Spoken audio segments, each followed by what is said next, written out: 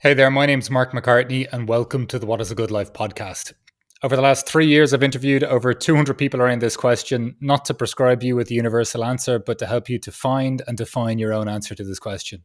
I'm hoping the guests' musings, explorations, inquiries, and curiosities will prompt your own line of inquiry into what this question means for you. While I'm also trying to share with you what I perceive to be more genuine expressions of the human experience, and indeed more meaningful conversations. Which takes us to this week and the 69th episode of the What is a Good Life podcast. And I'm delighted to introduce Dave Gray as our guest. Dave is the author of Gamestorming, Liminal Thinking, and The Connected Company. He is also an artist, an entrepreneur, and a possibilitarian. After selling his company XPlane in 2022, Dave established the School of the Possible, an experimental learning community through which he helps people create work that is meaningful and that matters to them. In this episode, Dave shares his journey of finding meaning and purpose in life. From the sense of belonging he felt at art school, to identifying and honouring his true nature, and noticing moments in his life where he felt he was in the right place at the right time with the right people. He emphasises the importance of relationships and community in identifying our own uniqueness, and the energy he experiences in creative communities. Dave also underscores the significance of possibility and supporting others with their creativity. This episode will give you much to consider regarding finding more meaning and purpose and cultivating greater awareness around your own true nature. While Dave's breadth of creativity, experience, and curiosity are wonderful examples of what is possible when we engage with this true nature. Look, I took a lot from this episode, and if you enjoy this episode, please like, share, and subscribe. And if you're on the podcasting platforms, please continue to leave your lovely reviews, as I greatly appreciate your support at this stage of my podcasting journey. If you'd like to find out more about Dave's books and his community, please check out the notes below. And if you'd like to get in contact with me, whether it's for one-on-one coaching, executive group coaching, or indeed to follow my newsletter at www.whatisagood.life. If you want to hear more of my reflections on the conversations that you're listening to, please check out the notes below. So having said all that, without further ado, the 69th episode of the What is a Good Life podcast. Dave, thank you very much for joining me today on the What is a Good Life podcast. As I've just mentioned to you there in our little pre-chat between a couple of books of yours and even just how you frame yourself as a possibilitarian, I was really, really intrigued to see how this conversation would go today. I'm really thrilled to be here, Mark, and I love your question. So I'm looking forward to exploring it. Wonderful. So the first question, as I tend to kick these things off with, is there a question you're trying to answer as you move through life? Well, I mean, I guess I'm preloaded with your question. I don't think you can have a better question than what is a good life? I mean, that's right. The more it's kind of like a rabbit hole, the more I it seems like a clear and simple question, but the more I thought about it, and like this morning, I was thinking about it, knowing we were going to talk. The more you think about it, the more it seems to slip away from you, doesn't it? It is slippery, isn't it? It's an elusive. So prior to this podcast, I interviewed 130 people outside of the podcast. So it's over 200 people now that I've interviewed around this question. And often at the end of it, someone might say, "Oh, what's a good life for you?" And I've rarely ever had the same answer twice, which is really curious to me. I feel like I resemble that. I'm going to resemble that remark. I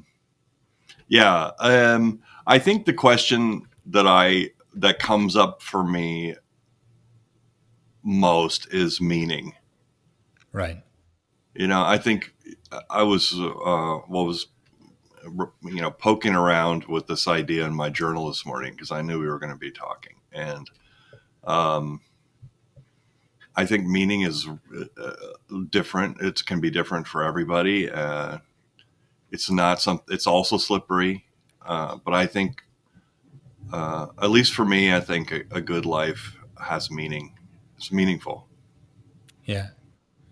And can you give us a sense of your kind of evolution of what has become meaningful or kind of that kind of sense? Well, I mean, if you don't mind me just rambling around your question a little bit further, I think, so meaning is we're all beings, and we're all in situations, right? We can't exist without a context. So somehow meaning comes from the relationship between who you are and the context of the situation that you find yourself in life. And you're changing all the time. The situation is changing all the time. But I think I have a belief, maybe a better word is a hypothesis, that meaning has to do with purpose, feeling that you have a reason for being, or that there is a reason for being, for you to be here. And um, purpose of, and I don't think a purpose is something that you aspire uh, to have. I think it's something you're born with. It's like a turtle is kind of born to be a turtle. A bird is born to be a bird. It's a, for me, it has a lot to do with recognizing your true nature, or whatever that might be, or finding, or just, it's not something that like a turtle who feels like all the time like he's wants to fly is not going to be happy. It's not going to have a good life. So like part of it is recognizing, what are you innately, um, and for me, I believe the way to kind of intuit your way or feel your way towards that is to think about the moments in your life when you have felt joyful, when you have felt the most, that we all know the feeling of, feeling like you're, at the right place at the right time with the right people doing the right thing. When you have that feeling, I think there's something that's resonating about meaningful, purposeful, good life. Are you a turtle? Do you carry your home on your back? Are you armored? are, are you like a bird? Are you happy when you're singing and like vulnerable and high up in the treetops? Or are you more like a worm or a mole? You're really comfortable when you're digging down, surrounded by safe, comfortable dirt in the depths. Are you like a dolphin? These kind of like are playful, and are you a bat? Do you come out at night? I don't know. Those are silly, I guess, but in a way, there's something about, if you can if you can if you can find that um, description, that self identity, that whatever that is that you feel is true, or kind of true about you, how you relate to the world, how you feel, how you internalize things, how you express yourself. I think that's. Now I forgot your question already, but that's like, No, to me, this that has a is, lot to do with this idea of having a good life. yeah, and this is, I love all these, I love the playfulness of putting different animals to that too, but it feels still quite meaningful or weighty as well, if you know what I mean. While really enjoyable to hear. But there was something that you said just around the idea of feeling that you're in the right place at the right time with the right people. Hmm. Can you expand upon that? Because I personally think that those are some of the most glorious moments in your life, and you don't even know when they're coming sometimes. And you just Yeah, have that succinct feeling of, I don't know, just being in the right time, like existing when you're supposed to be, or something like this. I can tell you when I've had that feeling, and how it connects to how I spend my time and what I'm doing today, if you like. Yes, please. Okay.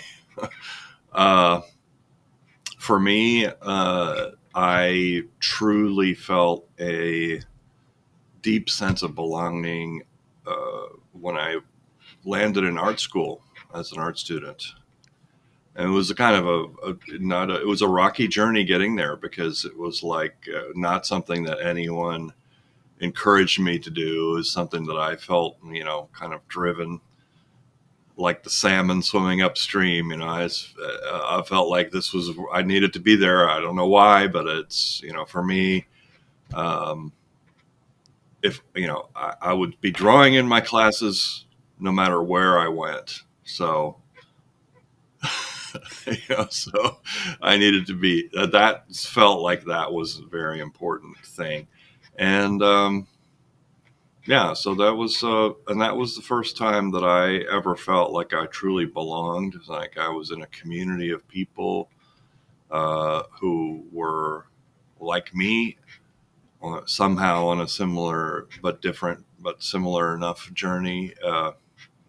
I've used the analogy of Hogwarts before. It sort of Right. felt like it kind of, oh wow, now everything that had been a struggle or a fight was validated, and then the question became, okay, now what?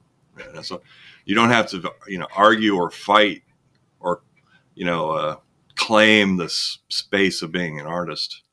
So now what kind of an artist are you going to be? And that felt, I think that feeling of belonging and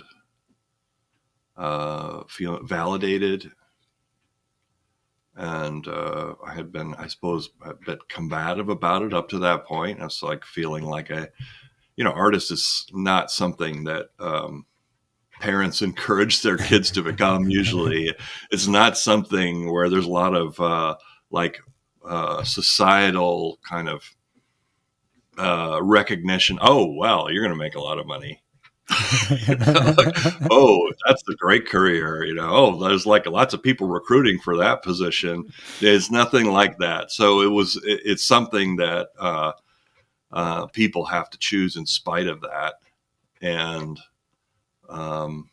yeah, so that was very special. I was feeling like I was in the right place at the right time with the right people doing the right thing. And then after art school, I got into the newspaper business. And I had a newspaper is a kind of a culture and a community around. There's a culture and community around journalism, but it wasn't the same. Right. Similar, but again, it's like, okay, are you turtle or tortoise or or a sea turtle? Like within that, there comes more questions. And like in the journalism world, it was very much it was about words, not pictures. I mean, pictures were kind of supplementary. So, and then I later in life had an opportunity to teach in an art school, and it had again that feeling, oh wow, this is the right place, the right time, the right people. There's something about when you have a group of creative people in one kind of space together, and they're not necessarily working on a shared project.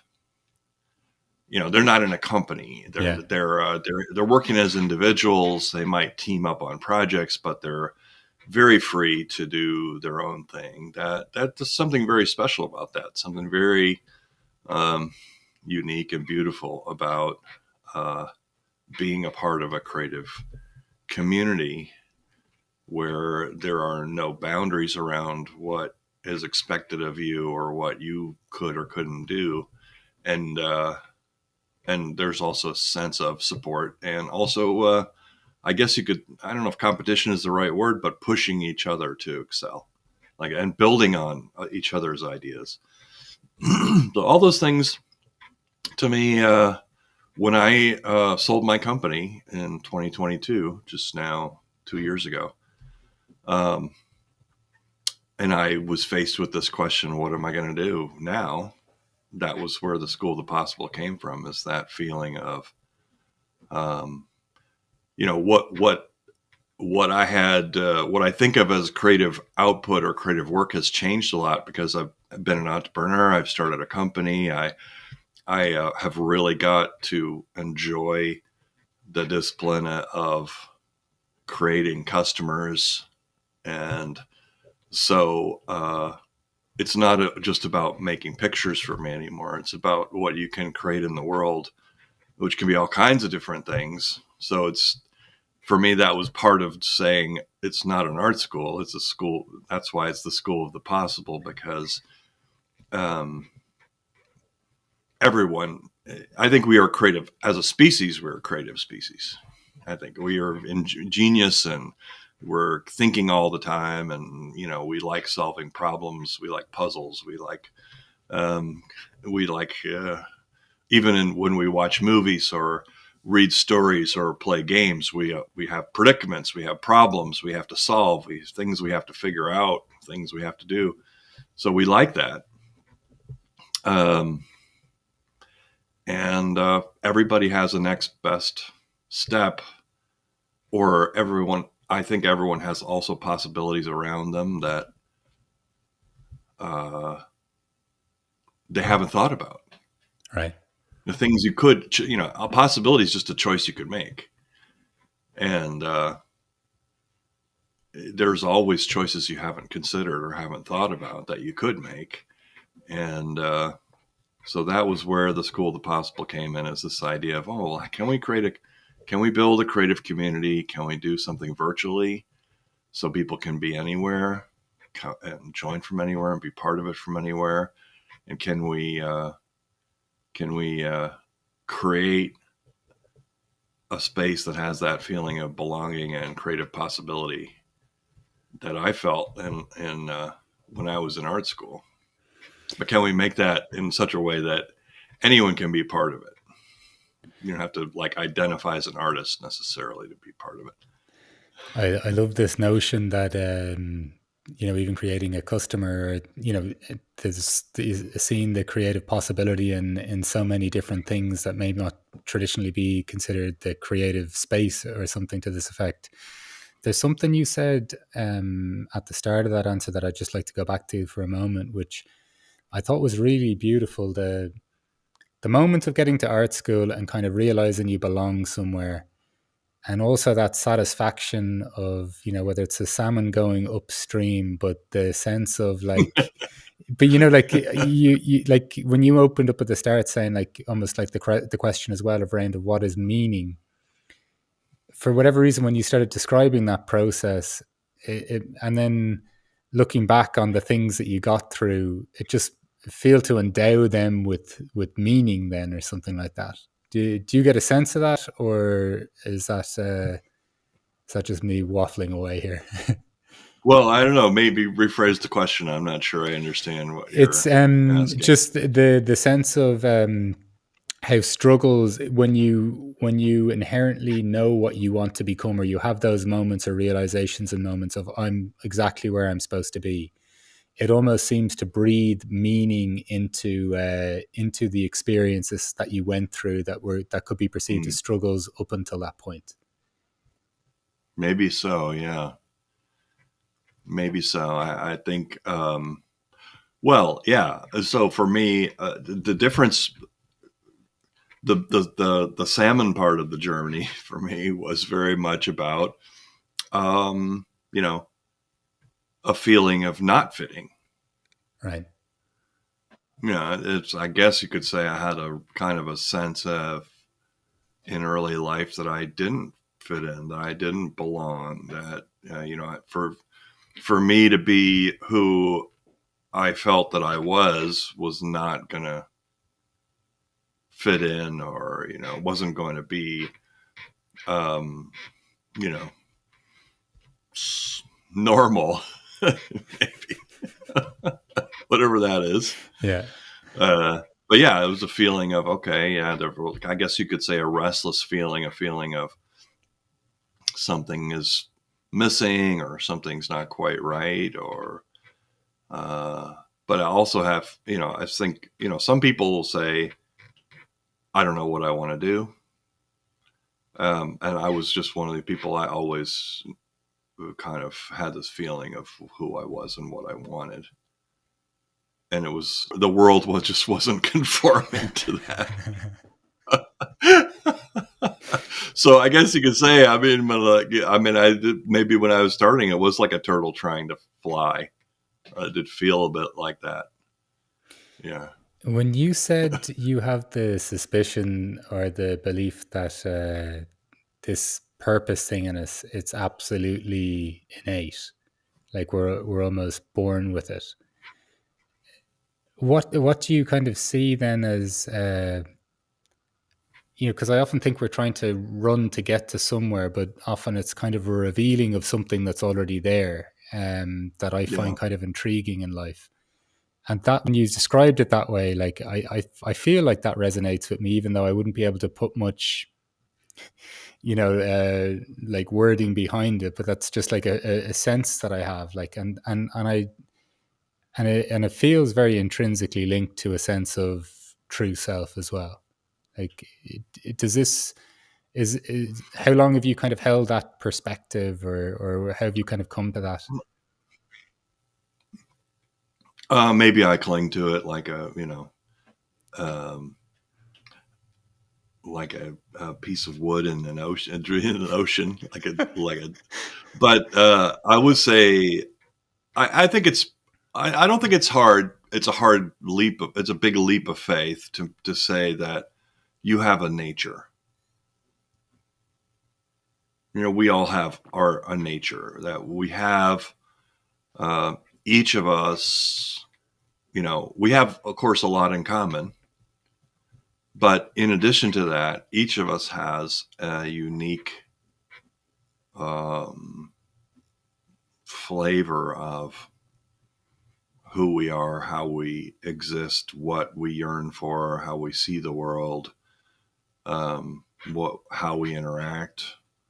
The combination of our inner life and our how we express ourselves externally. And I think, when I talk about animals, it's just like as a way of, I guess, kind of like, it was just a way of anthropomorphizing the world around us, like Aesop's fables kind of way, that there's, we have these ideas, maybe because of Aesop, that the fox is the clever one, and the lion is the king, and all these things. I don't know. It just, I think that we all have, uh, we find joy in different things. We find, it's not only just where you find joy, but where, those moments when you forget yourself, Yeah, when you let go of your ego, and you're just there, and having, and just feeling so much a part of things and enjoying things that you forget uh, all your worries and your concerns. And for me, it has been, the feeling of leading a creative life, which is partly about making and creating things, whether they be paintings or books or companies or what have you, but making, producing something, and also being part of a community of people who share that. Um, I guess you could say a philosophy that making is a kind of thinking, that it's that creating, and there's something about maybe bringing beautiful things into the world, or making the world more beautiful, or more useful by your presence in some way. Um, yeah, that there's something, like, we can talk in circles a lot of the time. yeah, But if you're doing something, if you're making something, then if you're putting something outside of yourself, whether it's a film or a painting or a picnic table that you made, you're or a sketch, you're putting something outside of yourself that we can now have a conversation about. We can talk about, is it good? Could it be better? Uh, uh, is it is it's cool? Is it something that I like, that we want, that makes life more interesting, or that the um, and that comes, that's part of the art school ethos that I picked up is, yeah, we can talk all day, but if we had a project that was due today, um, and you can talk a big game, but you didn't actually put any work into it. Well, that's going to be obvious when we put all the projects up next to each Right. other and we look at them. It's like, oh, well, he doesn't talk or she doesn't talk that much, but boy, she does some great work. Right. Shouldn't, now her words matter. Now her words have more weight because she actually put the energy and effort and inspiration and thinking and embodied that in an object somehow. Oh, that's beautifully put. I love the sense as well of someone who may have been quiet in the group. Now their words carry more weight as well. That's gorgeous. Well, that's part of what being a possibilitarian is about. It's not just talking about possibilities. It's finding ways to bring them to life, and like making as a kind of thinking. So in making things that are proposals for us to talk about.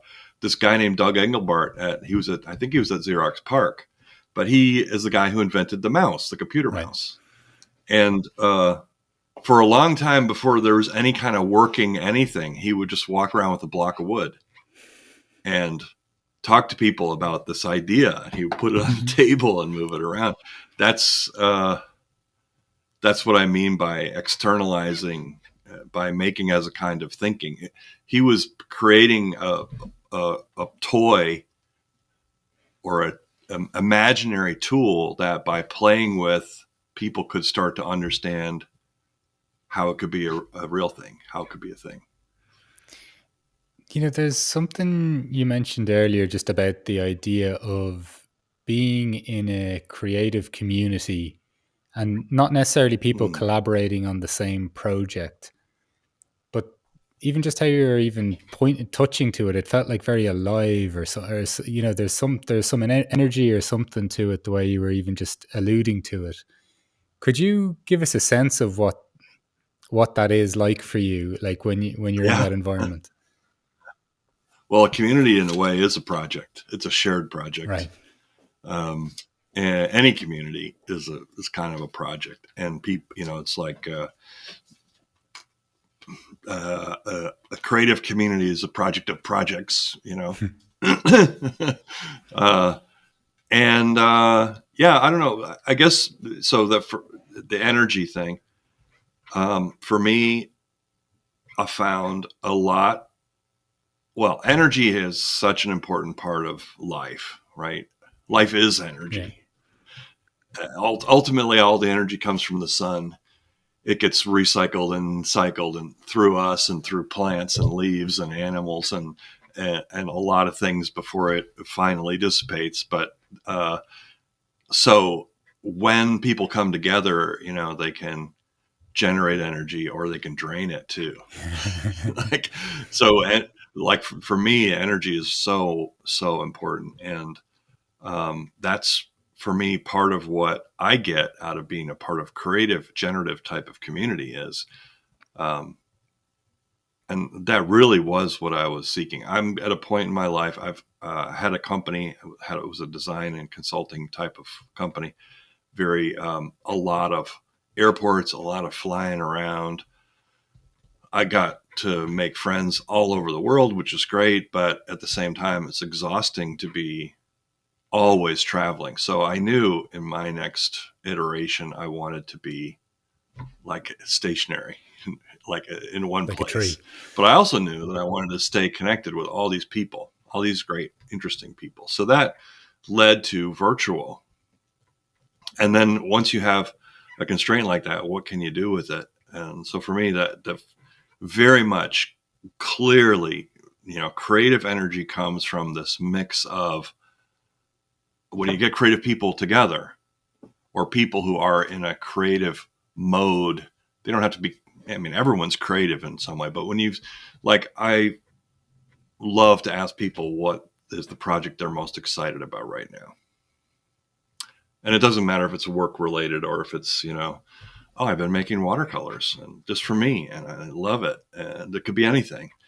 But for me, that's a great way of finding energy. And that's also, excuse me, it's also a nice step toward, okay, so what am I excited about? What are you excited about? If we both have energy for something, then that leads us to other places. And so I find that possibilities often build on possibilities. They create more. I host this call every week where people come together and just like talk about whatever they're excited about, they're inspired by, their creative projects. And one guy, turns out he's starting an ice cream company. He wants to start an ice cream business. He's kind of working on figuring it out. And somebody else is talking about another ice cream business that they remember from 20 years ago or 10 years ago, where it had to have been more like 10, where they were asking on Twitter, what are your favorite flavors that you'd never imagine in ice cream, but you want to see in ice cream? And that gave him an idea of something that he could do that, um, that's the kind of thing that happens when you start putting ideas out into the world, you start talking about them, then they start, other people have things that they can contribute or ideas or thoughts or, sometimes one guy told me, you know what? I'm just waiting for a project that sounds exciting that I can join in and participate in and be a part of. I don't need to be the leader. I'm looking for that thing that I'm excited about joining.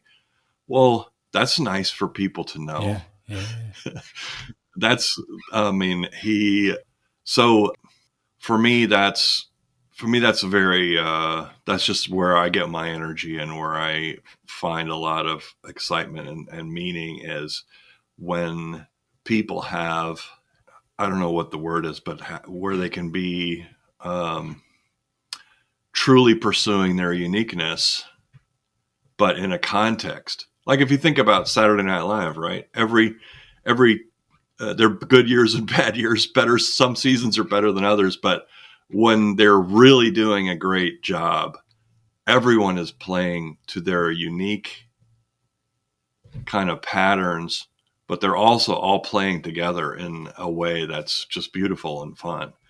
And that's what to me an art or creative community is about, is we're really helping each other uncover that. We're helping each other find that uniqueness, that, I guess, go back to the true nature thing.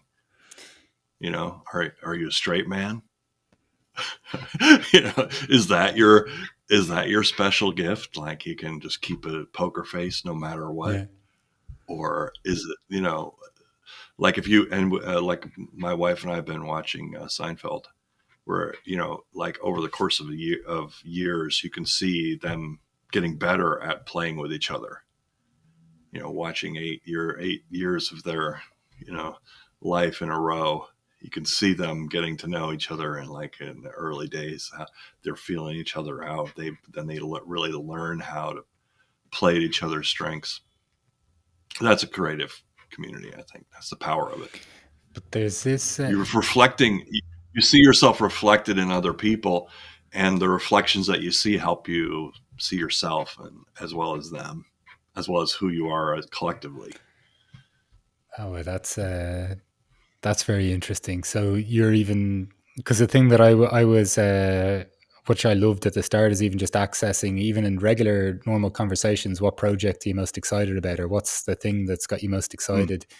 Just even from a almost like a filtering of energy, like in terms of like Yeah, in energy creating energy or more enthusiasm.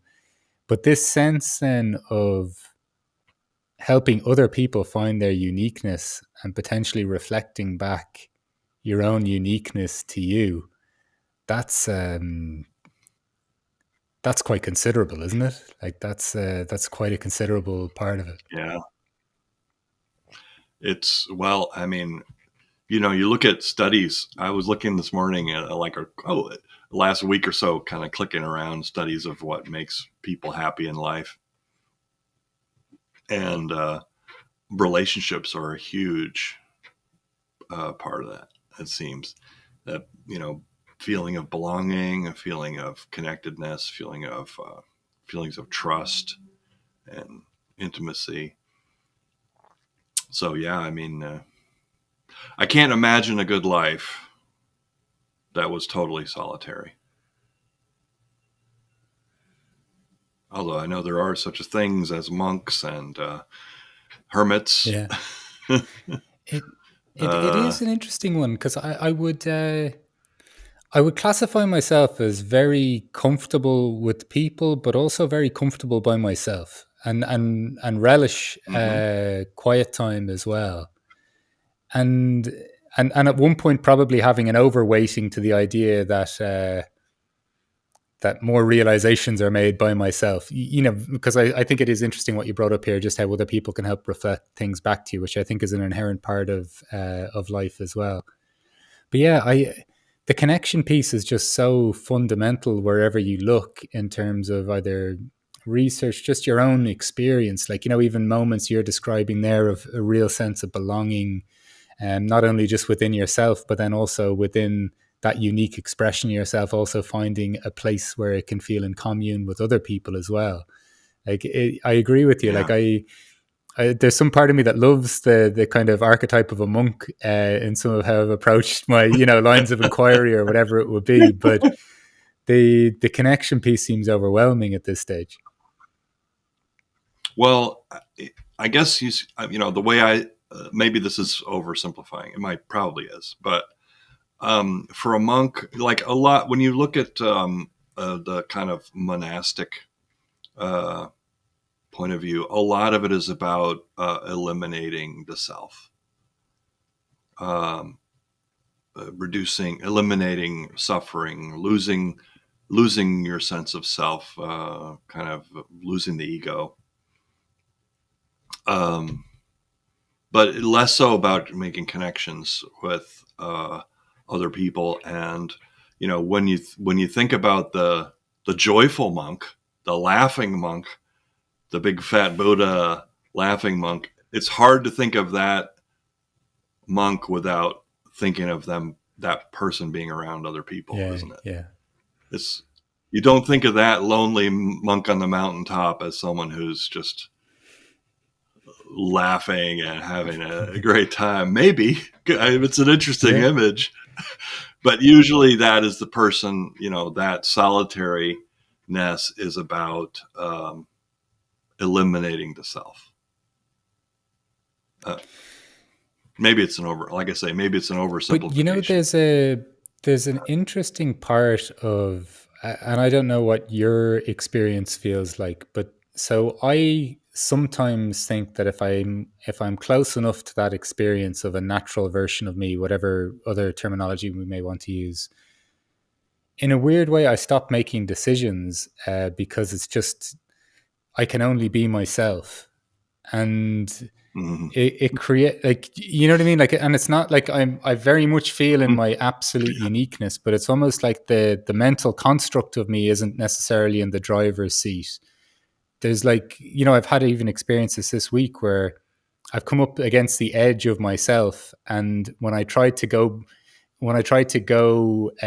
out of alignment, or when I tried to compromise, like, my body was almost reacting in ways where I was just like, no, no, no, you know Mm-hmm. yourself, you know better than this, and it's kind of an Mm-hmm. interesting, it's kind of how non-mental that experience of feeling like your natural self also is at times, I think. Yeah. Well. Yeah. I mean, life is we you know you, life is a journey, right? We have this like tiny little thread of conscious experience through time, and we're always like at a certain point, or whether it's a needle on a record, we're always at a certain point in the journey. We're always in a moment, and um, in every one of those moments, you're a being in a situation, and you I mean, you have choices that you can make about what you do with that moment. I had a girlfriend who, when I was younger, who would say every once in a while, she would just say, "Just remember this moment, and just take a pause and take it." And that would be like a clue to just imagine just kind of absorb everything that's going around, every sound, the feel of the wind, whatever. And I still, I still can access those moments. And if you think of those moments as like a kind of pearls on a string, and you look back at your life, you know, there's probably long stretches that are just string. And like, I think I read this in a book recently. There's long stretches that are just string, and then there's clusters of pearls in certain areas where there's a real richness of moments. And probably, a good life is to have as many of those moments be beautiful and memorable as possible. You've That's going to be different for everybody, right? absolutely. You've mentioned beauty a couple of times, and I know you've mentioned it in the context as well of contributing Mm-hmm. even more beauty to the world. Can you elaborate on what that sense of beauty means to you and your relationship with it? I don't know. I don't know if I can. uh, yeah, I guess that's also an art. Maybe comes from an art thing that your experience. I guess a beautiful experience is one that resonates with you in some way. Um, it doesn't have to be a happy moment, Just tragic things can be Yes. beautiful, even. Um, I don't know why this quote comes to mind, but Picasso said he used to say that art is a lie that helps you see the truth. It's like a fiction, but that in a way gets to the essence of some more fundamental, deeper truth. Maybe I don't know what beauty is. I don't know it's like, isn't it one of the cornerstones of philosophy, the true, the beautiful, and the Yeah. good? Yeah. What is true? What is good? What is beautiful? Um, yeah, maybe they're all mysterious, aren't they? Yeah. Yeah. It's Great mysteries. but it's that sense of beauty and sadness. I think that feels like a very rich experience of life. Like if we can ever hold that perspective of seeing like really seeing the beauty in it. What you said there about Picasso, though, it also made me feel again the sense of even in just being presented with the lie and sensing that's a lie, that it orients us in a direction towards truth, or something to that sense. Like there's like a beautiful there's a beautiful play between the things you mentioned there in terms of just how they shift us, what they make us feel, what they like, as you use the word there, what resonates within us when we're exposed to different things. Yeah. Well, it's kind of like you have I think a beautiful question. What is good life? It's a beautiful Hmm. question. In terms of just when you notice there can be beauty in sadness, you also mentioned earlier like a good sense of getting to know yourself, or to getting to know what is you or your true self, is moments of joy. How do you Joy or forgetfulness. Yeah, joy, and yeah, and flow. so how when you're thinking even in the context of a good life, and even if you mentioned meaning earlier as well, like there doesn't seem to be a definition then of like it's happy, it's just joy, it's also Mm. sadness. Like where does your kind of the sense of I guess it almost seems like an overall experience of life, it can all be a good life in ways, like whether just based on what you're touching on there.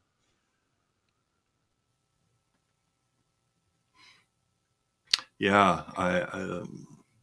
I mean, I guess that's where meaning kind of takes precedence over happiness. Yeah, meaningfulness. Like when when people are unhappy, I think when they feel like they're not having a good life, it's because they don't feel that their life has meaning. Usually, and the feeling that life is meaningless is probably one of the more like depressing and suicidally almost kind of thoughts that one could have, it seems. And I mean, we all have Yeah, moments yeah, where we have that feeling, and but meaning is something that we make.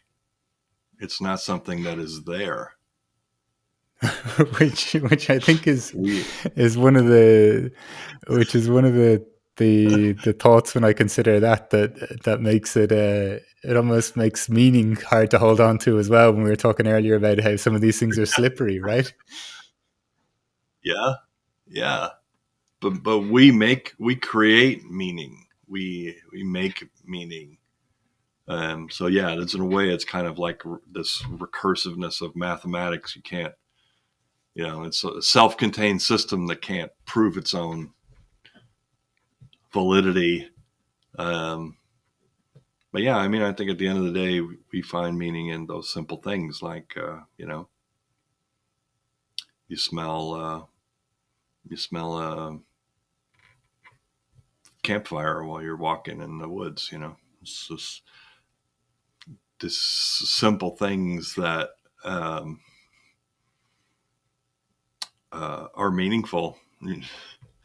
Like they're simple experiences, and I mean the fact is the fact that we're even here, that Yeah, we're yeah, alive, that we're processing this, that any of this even exists at all is a miracle.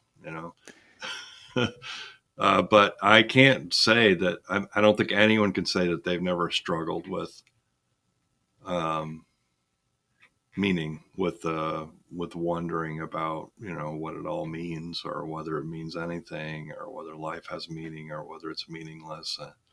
Um, and you just didn't catch me in one of those yeah, times, yeah. Oh, like but people have, and we can all catch each other in those times. And I don't know that there's much you can say to someone uh, in those periods other than hang in there. yeah, you know like uh, life is change, and you know if things are good, then they're going to be not so good. If they're not so good, then they're going to get better. And like they're we're always, I think, have to be recognizing that our situation is always changing, and so are we. And so there's comfort, as I guess some comfort in that. If you're feeling down, that there will be an end to it. That's the thing. It's like, I think the illusion that we're going to just be able to continue in whatever mode or feeling that we're in. There are moments you just want to, like, oh, I could just hold yeah. on to that, but you can't. Life is change, and uh, you know, and eventually we die. Two very fundamental statements there for sure. Yeah. But it is, but yeah, I think there is something. So I think in some ways, I guess that's what I'm part of what I'm getting to, is that to some degree we can have agency in our life, and to some degree we have to accept what we have. We have to accept where certain things have to be accepted, and that's the monk on the Yeah, mountaintop.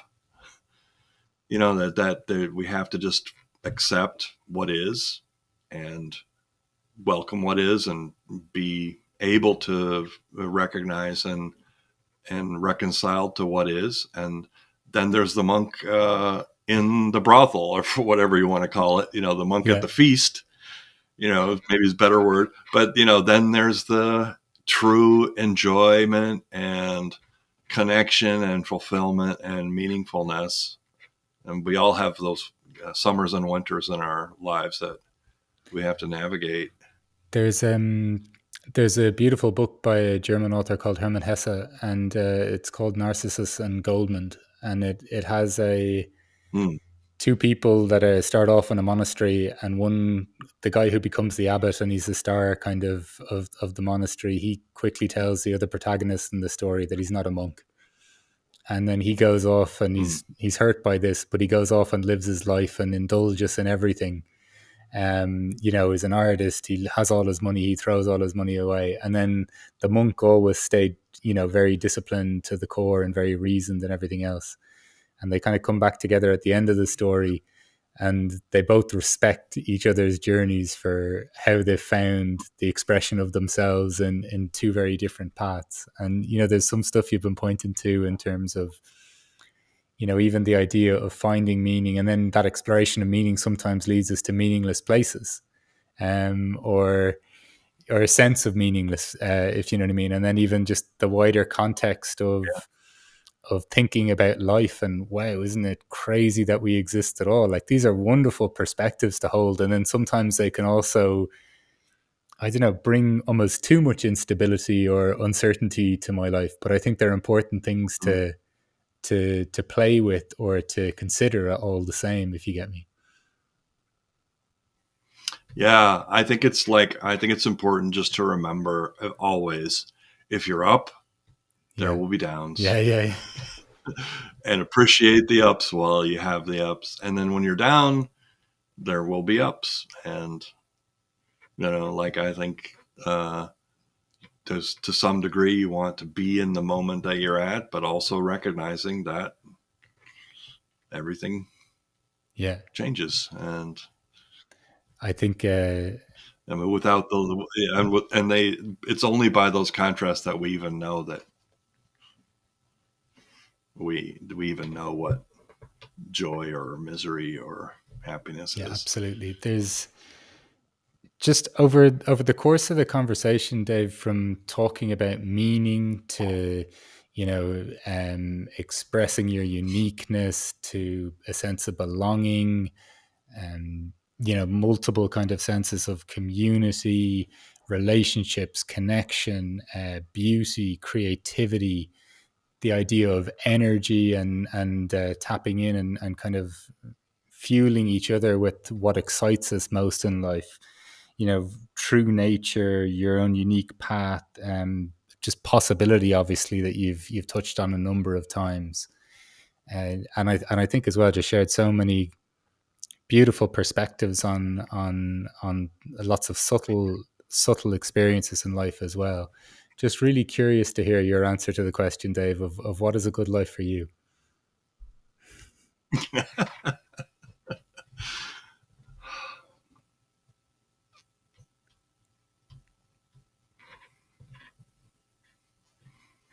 I think it's the life that I have, the life I'm living, figuring it out one day at a time. Yeah. So this is the only life I know, and it, Well, it's like what it, given, yeah, given the situation that you have, are you making the best that you can out of it? You know, to me, that's a good life is, um, I'm going to come back to again, a good life is meaningful. It has meaning for you. yeah. And it doesn't mean that it's pleasant. It doesn't mean that it's happy even. It means that I think, like if you could imagine a life of joy of like happiness without meaning, or meaning without happiness, I think most people would probably take meaning. I, I mean, I think, it's hard to imagine happiness without. I mean, let's a hedonist, I guess. Like that's like chasing the wind. It's like it's it won't lead to fulfillment if it doesn't have meaning for you, I think. So I think meaning is, for a life to be good, I think it must have meaning. Yeah, absolutely. Amen to that, Dave. Dave, look, thank you so much for your time today and for joining us on the What is a Good Life podcast. I've really enjoyed your musings and your meanderings and your exploring of some of these ideas, and it's left me with a lot to both I have enjoy to. and contemplate as well. So thank you very much for that. Thank you. Yeah, I very much enjoyed it as well. Thank you.